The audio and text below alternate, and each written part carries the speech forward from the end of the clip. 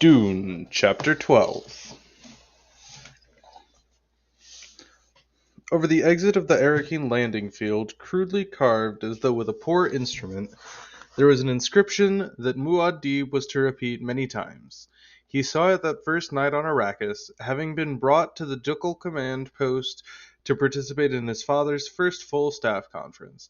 The words of the inscription were a plea to those leaving Arrakis, but they fell with dark import on the eyes of a boy who had just escaped a close brush with death. They said, "Oh, you who know what we suffer here, do not forget us in your prayers." From Manual of Muad'Dib by the Princess Irulan. The whole theory of warfare is a calculated risk, the Duke said. But when it comes to risking your own family, the element of calculation gets submerged in other things. He wasn't holding in his anger as well as he should, and he strode down the length of the long table and back. The Duke and Paul were alone in the conference room at the landing field. It was an empty-sounding room, furnished only with the long table, old-fashioned three-legged chairs around it, and a map board and projector at one end. Paul sat at the table near the map board. He had told his father the experience with the hunter seeker, and given the reports that a traitor threatened him. The Duke stopped across from Paul and pounded the table. Hawat told me the house was secure. Paul spoke hesitantly. I was angry too, at first, and I blamed Hawat, but the threat came from outside the house. It was simple, clever, and direct. It would have succeeded were it not for the training given me by you and many others, including Hawat. Are you defending him? The Duke demanded. Yes. He's getting old. That's it. He is wise, with much experience, Paul said. How many of Hawat's mistakes can you recall? I should be the one defending him, the Duke said. Not you. Paul smiled. Leto sat down at the head of the table and put a hand over his son's. You've matured lately, son. He lifted his hand. It gladdens me. He matched his son's smile. Hawat will punish himself. He'll direct more anger against himself over this than both of us together could pour on him. Paul glanced toward the darkened windows beyond the mapboard, looked at the night's blackness. Room lights reflected from a balcony railing out there. He saw movement and recognized the shape of a guard in Atreides' uniform. Paul looked back at the white wall behind his father, and then down to the shiny surface of the table, seeing his own hands clenched into fists there. The door opposite the Duke banged open. Thufir Hawat strode through it, looking older and more leathery than ever. He paced down the lengthy table, stopped at attention, facing Leto. "My lord," he said, speaking to a point over Leto's head. "I have just learned how I failed you. It becomes necessary that I tender you my Oh, sit down and stop acting the fool," the Duke said. He waved to the chair across from Paul. "If you made a mistake, it was overestimating the Harkonnens. Their simple minds came up with a simple trick. We didn't count on simple tricks. And my son has been at great pains to point out to me that he came through this largely because of your training. You didn't fail there." He tapped the back of the empty chair. "Sit down, I say." Hawat sat into the chair. "But—" "I'll hear no more of it," the Duke said. "The incident is past. We have more persisting business. Where are the others? I asked them to wait outside while I call them in." Hawat looked into Leto's eyes. "Sire, I know who my true friends are, Thufir," the Duke said. "Call in the men." Hawat swallowed. "At once, my lord." He swiveled in the chair, called the door open. "Gurney, bring them in." Halleck led the file of men into the room, and the staff officers looking grimly serious, followed by the younger aides and specialists, an air of eagerness among them. Brief scuffing sounds echoed around the room as the men took their seats. A faint smell of Rashag stimulant wafted down the table. "There's coffee for those who want it," the Duke said. He looked over his men, thinking, they're a good crew. A man could do far worse for this kind of war. He waited while coffee was brought in from the adjoining room and served, noting the tiredness in some of the faces. Presently, he put on a mask of quiet efficiency, stood up, and commanded their attention with a knuckle rap against the table. "Well, gentlemen," he said, "our civilization appears to have fallen so deeply into the habit of invasion that we cannot even obey a simple order of the Imperium without the old ways cropping up." Dry chuckles sounded at the table, and Paul realized that his father had said the precisely correct thing in the precisely correct tone to lift the mood here. Even the hint of fatigue in his voice was right. I think first we'd better learn if Thufir has anything to add to his report on the Fremen, the Duke said. Thufir? Hawat glanced up. I have some economic matters to go into after my general report, sire, but I can say now that the Fremen appear more and more to be the allies we need. They're waiting now to see if they can trust us, but they appear to be dealing openly. They've sent us a gift. Still suits of their own manufacture.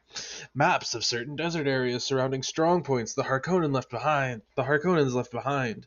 He glanced down at the table. Their intelligence reports have proved completely reliable and have helped us considerably in our dealings with the Judge of the Change. They've also sent some incidental things, jewelry for Lady Jessica, spice liquor, candy, medicinals. My men are processing the lot right now. There appears to be no trickery. You like these people, Dufir? Asked a man down the table. Hawat turned his face to the questioner. Duncan Idaho says they're to be admired. Paul glanced at his father, back to Hawat, ventured a question. Have you any new information on how many Fremen there are? Hawat looked at Paul. From food processing and other evidence, Idaho suggests the cave complex he visited consisted of 10,000 people, all told. Their leader said he ruled a siege of 2,000 hearths. We've reason to believe there are a great many such siege communities. All seem to give their allegiance to someone called Liet. That's something new, Leto said. It could be an error on my part, sire. There are things to suggest Liet may be a local deity. Another man down the table cleared his throat and asked, Is it certain they deal with the smugglers? A smuggler caravan left this siege while Idaho was there, carrying a heavy load of spice. They used pack beasts and indicated they faced an 18-day journey. It appears, the Duke said, that the smugglers have redoubled their operations during this period of unrest. This deserves some careful thought. We shouldn't worry too much about unlicensed frigates working off of our planet. It's always done. But to have them completely outside our observation, that's not good. You have a plan, sire? Howard asked. Duke looked at Halleck. Gurney, I want you to head a delegation, an embassy if you will, to contact these romantic businessmen. Tell them I'll ignore their operations as long as they give me a ducal tithe. Howard here estimates that graft and extra fighting men heretofore required in their operations have been costing them 4 times that amount. What if the Emperor gets wind of this? Halleck asked. He's very jealous of his Chome profits, my lord. Leto smiled. We'll bank the entire tithe openly in the name of Shaddam IV and deduct it legally from our levy support costs. Let the Harkonnens fight that. We'll be ruining a few more of the locals who grew fat under the Harkonnen system. No more graft. A grin twisted Halleck's face. Ah, my lord, how a beautiful low blow. Would that I could see the Baron's face when he learns of this. The Duke turned to Hawat. Thufir, did you get those account books you said you could buy? Yes, my lord. They're being examined in detail even now. I've skimmed them, though, and can give a first approximation. Give it, then. The Harkonnens took 10 billion salaries out of here every 330 standard days. A muted gasp ran around the table. Even the younger aides, who had been betraying some boredom, sat up straighter and exchanged wide-eyed looks. Halleck murmured, For they shall suck of the abundance of the seas and of the treasures hidden in the sand. You see, gentlemen, Leto said, is there anyone here so naive he believes the Harkonnens have quietly packed up and walked away from all this merely because the Emperor ordered it? There was a general shaking of heads, murmurs of agreement. We will have to take it to the point of the sword, Leto said. He turned to Hawat. This would be a good point to report on equipment. How many sand crawlers, harvesters, spice factories, and supporting equipment have they left us? A full complement, as it says in the Imperial Inventory, audited by the Judge of the Change, my lord. He gestured for an aide to pass him a folder, opened the folder on the table in front of him. They neglect to mention less than half of the sand crawlers are operable, that only a third have carryalls to fly them to spice sands, and that everything the Harkonnens left us is ready to break down and fall apart. We'll be lucky to get half of the equipment into operations, and luckier yet if a fourth of it is still working 6 months from now. Pretty much as we expected, Leto said. What's the firm estimate on the basic equipment? Howat glanced at his folder. About 930 harvester factories that can be sent out in a few days. About 6,250 ornithopters for survey, scouting, and weather observation. Carryalls, a little under 1,000. Halleck said, wouldn't it be cheaper to reopen negotiations with the Guild for permission to orbit a frigate as a weather satellite? The Duke looked at Hawat. Nothing new there, eh, Thufir? We must pursue other avenues for now, Hawat said. The Guild agent wasn't really negotiating with us. He was really making it plain, one man to another, that the price was out of our reach and would remain so no matter how long a reach we develop. Our task is to find out why before we approach him again. One of Halleck's aides down the table swiveled in his chairs and snapped, There's no justice in this!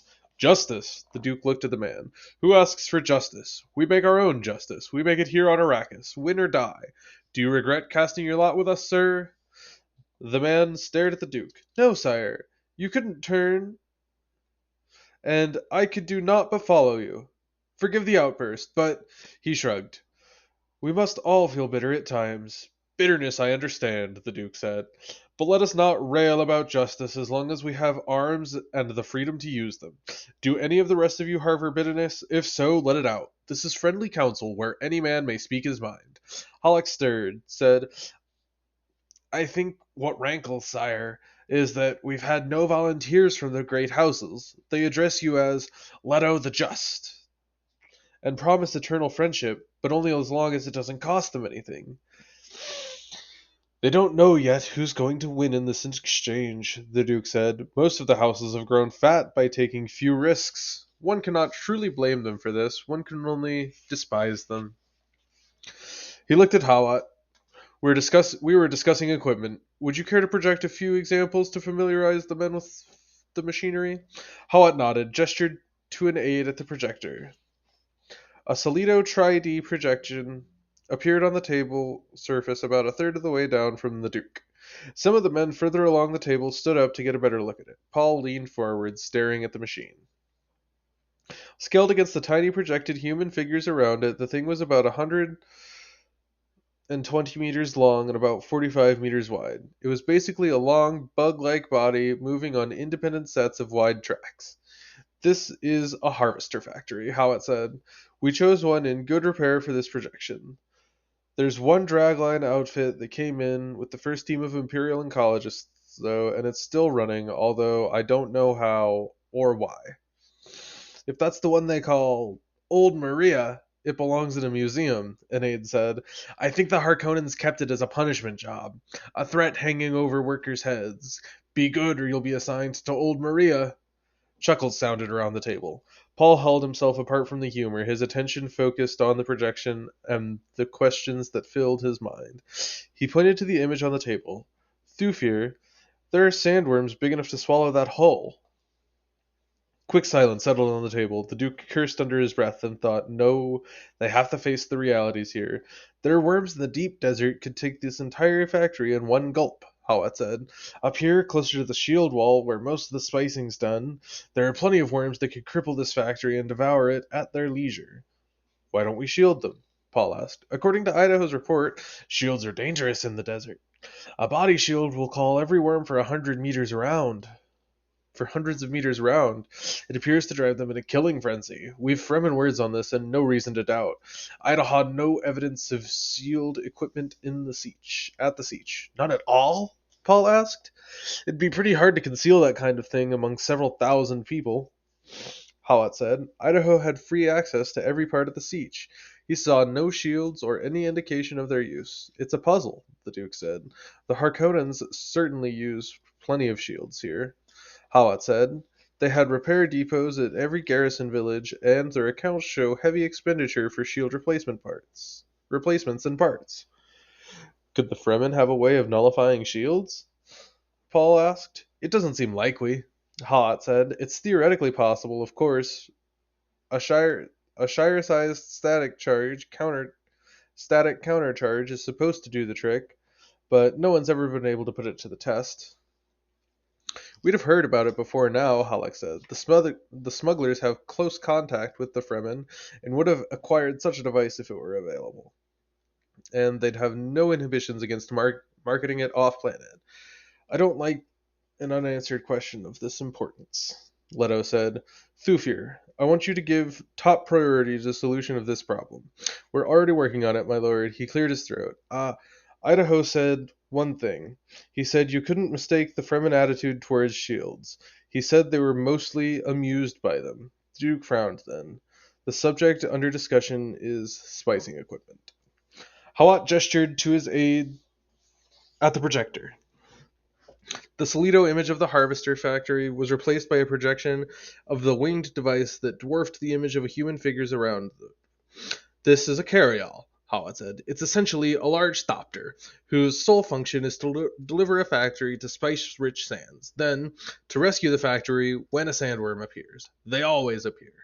Harvesting the spice is a process of getting in and getting out with as much as possible. Admirably suited to Harkonnen morality, the Duke said. Laughter was abrupt and too loud.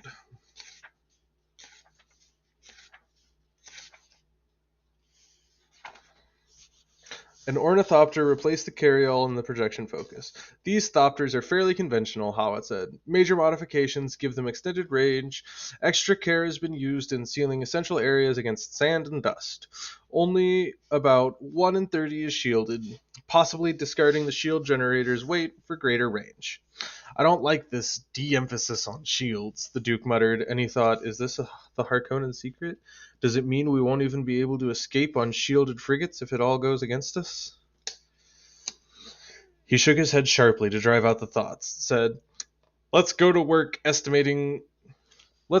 the working estimate. What'll our profit figure be? Hawat turned 2 pages in his notebook. After assessing the repairs and operable equipment, we've worked out our first estimate on operating costs. It's based naturally on a depreciated figure for a clear safety margin. He closed his eyes in a Mentat semi-trance, said, Under the Harkonnens, maintenance and salaries were held to 14%. We'll be lucky to make it at 30% at first. With reinvestment and growth factors accounted for, including the CHOAM percentage and military costs, our profit margin will be reduced to a very narrow 6 or 7% until we can replace worn-out equipment. We then should be able to boost it up to 12 or 15%, where it belongs. He opened this up to his eyes. Unless my lord wishes to adopt Harkonnen methods. We're working for a solid, permanent planetary base, the Duke said.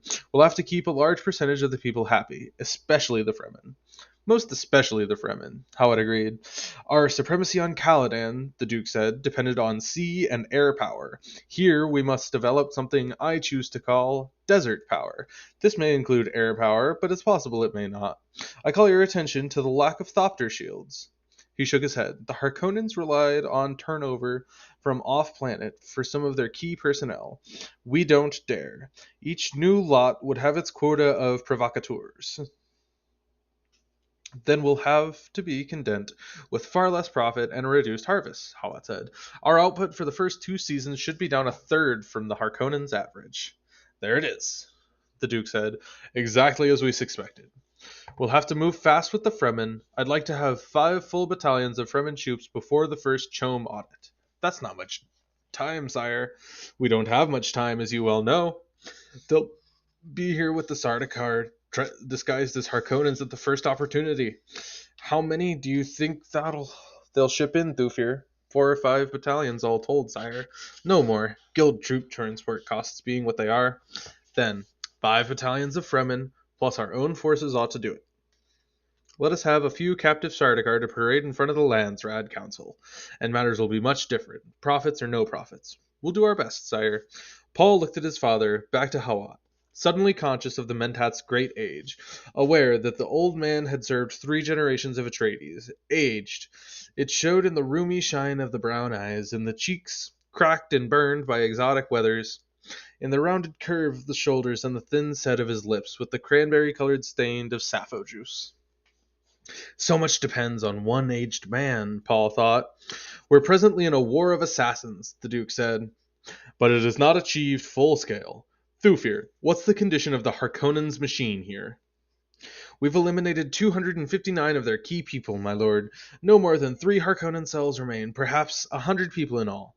These Harkonnen creatures you eliminated, Duke said. Were they propertied? Most were well situated, my lord, in the entrepreneur class. I want you to forge certificates of allegiance over the signatures of each of them. File copies with the judge of the change. We'll take the legal position that they stayed under false allegiance, confiscate their property. Under false allegiance. Confiscate their property. Take everything. Turn out their families. Strip them. Make sure the crown gets its 10%. It must be entirely legal. Thufir smiled, revealing red-stained teeth beneath the carmine lips. A move worthy of your grandsire, my lord. It shames me to admit I didn't think of it first.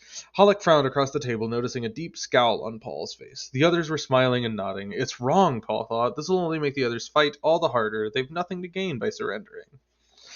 He knew the actual no-holds-barred convention that ruled in Canley. But this was the sort of move that could destroy them, even as it gave them victory. I have been a stranger in a strange land, Halleck quoted. Paul stared at him, recognizing the quotation from the OC Bible, wondering, does Gurney too wish an end to devious plots? The Duke glanced at the darkness out of the windows, looked back at Halleck. Gurney, how many of those sand workers did you persuade to stay with us? 286 in all, sire. I think we should take them and consider ourselves lucky. They're all in useful categories. No more? The Duke pursed his lips. Well then, pass the word along to... A disturbance at the door interrupted him. Duncan Idaho came through the guard there, hurried down the length of the table, and bent over to the Duke's ear. Leto waved him back. Speak out, Duncan. You can see this is a strategy staff. Paul studied Idaho, marking the feline movements, the swiftness of reflex that made him such a difficult weapons teacher to emulate. Idaho's dark round face turned to Paul, the cave-sitter eyes giving no hint of recognition, but Paul recognized the mask of serenity over excitement. Idaho looked down the length of the table and said, We've taken a force of Harkonnen mercenaries disguised as Fremen. The Fremen themselves sent us a courier to warn of the false band. In the attack, however, we found the Harkonnens had waylaid the Fremen courier, badly wounded him. We were bringing him here for treatment by our medics when he died. I'd seen how badly off the man was and stopped to do what I could. I surprised him in the attempt to throw something away. Idaho glanced down at Leto. A knife, my lord. A knife the like of which you've never seen. Chrisknife? Someone asked. No doubt about it, Idaho said. Milky white, glowing with a light of its own. He reached into his tunic, brought out a sheath with the black ridged handle protruding from it. Keep that blade in its sheath! The voice came from the open door at the end of the room, a vibrant and penetrating voice that brought them all up, staring. A tall, robed figure stood in the door, barred by the crossed swords of the guard. A light tan robe completely enveloped the man, except for a gap in the hood and a black veil that exposed eyes of total blue. No eyes in them at all. Let him enter, Idaho whispered. Pass that man, the Duke said. The guards hesitated, then lowered their swords. The man swept into the room, stood across from the Duke. This is Stilgar, chief of the sietch I visited, leader of those who warned us of the false band, Idaho said. Welcome, sir. And why shouldn't we unsheath this blade? Stilgar glanced at Idaho and said, You observed the customs of cleanliness and honor among us. I would permit you to see the blade of the man you befriended. His gaze swept from the others in the room. But I do not know these others. Would you have them defile an honorable weapon? I am the Duke Leto. Would you permit me to see this blade? The Duke said. I'll permit you to earn the right to unsheath it, Stilgar said. And as a mutter of protest sounded at the table, he raised a thin, darkly veined hand. I remind you, this is the blade of one who befriended you. In the waiting silence, Paul studied the man, sensing the aura of power that radiated from him. He was a leader. A Fremen leader. A man near the center of the table across from Paul muttered, Who's he to tell us what rights we have on Arrakis? It is said the Duke Leto Atreides rules with the consent of the governed, the Fremen said. Thus, I must tell you the way it is with us. A certain responsibility falls on those who have seen a chrisknife. He passed a dark glance at Idaho. They are ours. They may never leave Arrakis without our consent. Halleck and several of the others started to rise, angry expressions on their face. Halleck said, "The Duke Leto determines whether—" "One moment, please," Leto said, and the very mildness of his voice held them. This must not get out of hand, he thought. He addressed himself to the Fremen. "Sir, I honor and respect the personal dignity of any man who respects my dignity. I am indeed indebted to you. I will always pay my debts. If it is your custom that this knife remain sheath here, then it is ordered so, by me. And if there is any other way we may honor the man who died in our service, you have but to name it." The Fremen stared at the Duke, then slowly pulled aside his veil, revealing a thin nose, a full-lipped mouth, a glistening black beard, deliberately bent over the end of the table, and spat on its polished surface. As the men around the table started to surge to their feet, Idaho's voice boomed across the room. "Hold!" In the sudden charged stillness, Idaho said, "We thank you, Stilgar, for the gift of your body's moisture. We accept it in the spirit with which it was given." And Idaho spat on the table in front of the Duke. Aside to the Duke, he said, "Remember how precious water here is, sire. That was a token of respect." Leto sank back into his own chair, caught Paul's eye, a rueful grin on his son's face, sensed the slow relaxation of tension around the table as understanding came to his men. The Fremen looked at Idaho and said, "You measured well in my siege, Duncan Idaho. Is there a bond on your allegiance to your Duke?" "He is asking me to enlist with him, sire," Idaho said. "Would he accept the dual allegiance?" Leto asked. "You wish me to go with him, sire? I wish you to make your own decision in the matter," Leto said. And he could not keep the urgency out of his voice. Idaho studied the Fremen. "Would you have me under these conditions, Stilgar? There'd be times I'd have to return to serve my Duke." "You fight well, and you did your best for our friends," Stilgar said. He looked at Leto. "Let it be thus. The man Idaho keeps the chrisknife. He holds as a mark of his allegiance to us. He must be cleansed, of course, and the rites observed. But this can be done. He will be Fremen and soldier of the Atreides. There is precedent for this. Liet serves two masters." "Duncan?" Leto asked. "I understand, sire," Idaho said. "It is agreed, then." Leto said, "Your water is ours, Duncan Idaho. The body of your friend remains here with your Duke. The body of our friend remains with your Duke. His water is Atreides' water. It is a bond between us." Leto sighed, glanced at Hawat, catching the old Mentat's eye. Hawat nodded, his expression pleased. "I will await below," Stilgar said. While Idaho makes farewell with his friends, Turok will name was Well, Idaho makes farewell with his friends. Turok was the name of our dead friend. Remember that when it comes time to release his spirit. You are friends of Turok. Stilgar started to turn away. "Will you not stay a while?" Leto asked. The Fremen turned back, whipping his veil into place with a casual gesture, adjusting something beneath it. Paul glimpsed what looked like a thin tube before the veil settled into place. "Is there a reason to stay?" the Fremen asked. "We would honor you." The Duke said, "Honor requires that I be elsewhere soon," the Fremen said. He shot another glance at Idaho, whirled, and strode out past the door guards. "If the other Fremen match him, we'll serve each other well," Leto said. Idaho spoke in a dry voice. "He's a fair sample, sire." "You understand what you're to do, Duncan." "I'm an ambassador to the Fremen, sire." "Much depends on you, Duncan. We're going to need at least 5 battalions of these people before the Sardaukar descend on us." "That's going to take some doing, sire. The Fremen are a pretty independent bunch." Idaho hesitated. Then, "And sire, there's one thing. One of the mercenaries we knocked over was trying to get this blade from our dead Fremen friend. The mercenary says there's a Harkonnen reward of 1,000,000 Solaris for anyone who will bring in a single chrisknife." Leto's chin came up in a movement of obvious surprise. "Why do they want one of those blades so badly?" "The knife is ground from a sandworm's tooth. It's the mark of the Fremen, sire. With it, a blue-eyed man could penetrate any siege in the land. They'd question me unless I were known. I don't look Fremen, but—" "Piter de Vries," the Duke said. "A man of devilish cunning, my lord," Hawat said. Idaho slipped the sheath knife back into his tunic. "Guard that knife," the Duke said. "I understand, my lord." He patted the transceiver over on his belt kilt. "I'll report as soon as possible. Thufir has my call code. Use battle language."